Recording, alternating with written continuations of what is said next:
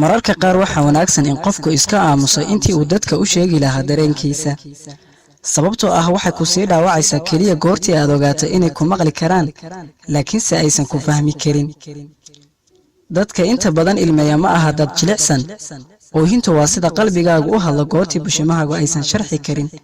xanuunka aad dareemayso cabirka shumaca waa kala duwanaan karaa laakiin waxay bixiyaan iftiin isku mid ah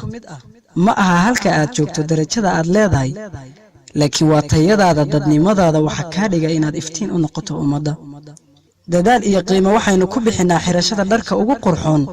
iyo kuwa ugu qaalisan balse waxaan islowsiinaa bedelista dhaqamada iyo dabeecadaha ku ruucan ugu weelka qaaliga ah ma sameeyo cunto dhadhan macaan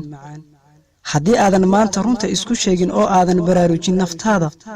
waxaa runta kuu sheegi doona qof kale isaga oo kugu dheeldheelaya ka bilow naftaada intaana cid kale kuu sheegin maalintii aad dhalatay waad oyday adduunkuna wuu farxay waa ehelka u noolow si maalinta aad dhimantay aad u faraxdid adduunkuna uu ooyo ha u isticmaalin hadalla taagtaagan hooyadii ku bartay hadalkaba haddii aad la fadhiisato qof jaahil ah iyo haddii aad la fadhiisato qof culimo ah labadaba aamus maxaa yeelay kan jaahilka ah dulqaad ayaa kaaga kordhaya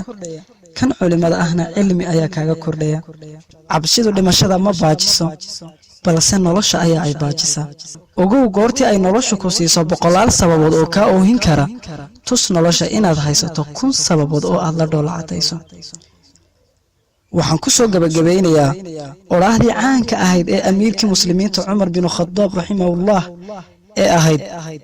waxaan ka sii cabsanayaa maalinta gaaladu ay ku faani doonaan beentooda muslimiintuna ay la xishoon doonaan runtooda war miyaanay maanta taasi taagnayn miyaynan ahayn dadkii loogu talagalay inay badbaadiyaan caalamkan kana saaran jahliga ilaahay subxaanahu wa tacaala wuxuu hadiyad ahaan inoo siiyey in aan ku dhalano islaam waa nasiib aan dheernahay gaalada laakiin ilaahay uma waayin hanuun ee adiga ayaa lagu imtixaamayaa